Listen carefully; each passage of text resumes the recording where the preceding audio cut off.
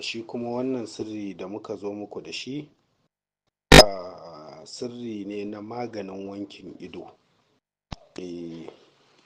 Wato shi wannan sirri wanda Allah ya ɗaukaka darajarsa ko wanda yake so Allah ya ɗaukaka darajarsa ya zama yana tsinkaye yana hangen manya-manyan abubuwa daga nesa, ya zama ko a mafarkinsa ko yana farke zai dinga ganin yaƙazatan take damuwa ko cututtuka da suke jikin mutum, ya zamo zai dinga ganin abubuwa wadda ko da abinci ya zo ci in ya zama da guba ko wani abu mai damuwa ko an zuba mishi wani magani walau don a cutar da shi ko don a mallake shi ko don a yi masa wani abu ya zama ya gani, ya zama inda yake zama ko yake wata hulɗa idan ane masa wani binne-binne ko ane masa watsa-watsan wasu magunguna ya zama yana ganin abin cikin yardar Allah. Idan kuma ma'abocin yin sana'a ne na kalanda ko sana'a irin wadda ya shafi loto ko irin nejabet ko irin su baba ajibo ko dai irin neman kwanto ko irin tseren nan da ake na nambobi, to ya zama duk inda ya ƙware idon shi ya zama yana ganin abin, ya zama ko da jikin katanga ya je yana ganin duk abin da yake cikin ɗaki, amma ba sirri ne da za mu bayar da shi ko muka bayar da shi don ɓarayi ba. Kada ya zama kana hangen abin da yake cikin ɗakin mutum ya zama kuma kana, domin sirri ne wadda yana yin bi bango wadda insha Allahu idan ka sa wannan kwalli duk bangon da ka ratsa in Allah da za ka wuce. Sirri ne na wankin ido. Ka san wasu da dama suna da iska suna so su ga iskar ba sa iya ganinta,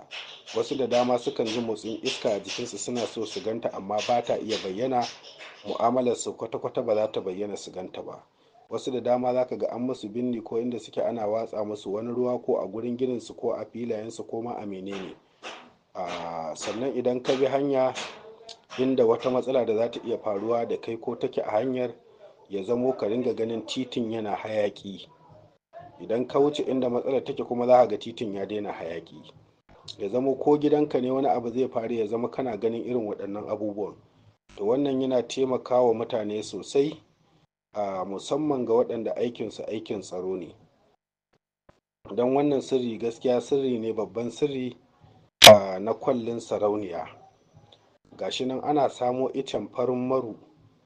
ana samun GIC irin jambakin nan na mata, ana samun baƙin magani gashi nan shine daga gefe, ana samun tsintsiyar maza gata nan ita nan daga gefe, gashi nan ana samun ƙyalli-ƙyalli da roba wacce za a zira tsintsiyar mazan a ciki,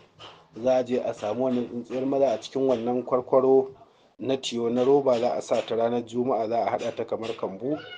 za a sa ta a ciki a watsa dawa ba za a ciro ta ba har sai bayan sati uku.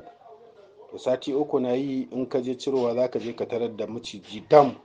a kai ya cika kan wannan gurin, to kar ka ji tsoro kai masa sallama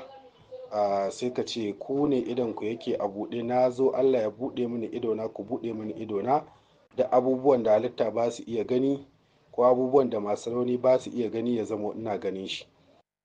Na kawo amanar magani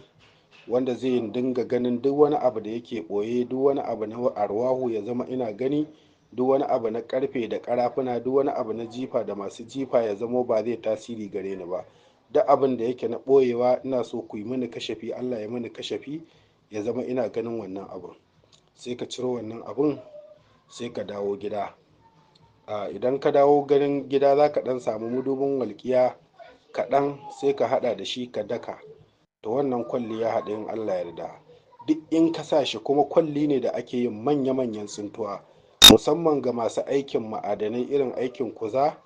ko masu irin aikin haƙar zinare ko haƙar gwal ko haƙar tantalaye ko wanda suke so su dinga ganin irin waɗannan abubuwan a gidajensu, to lallai duk wanda ya amfani da wannan kwallin sarauniya to insha Allahu zai zamo ma'abocin tsintar irin waɗannan abubuwa.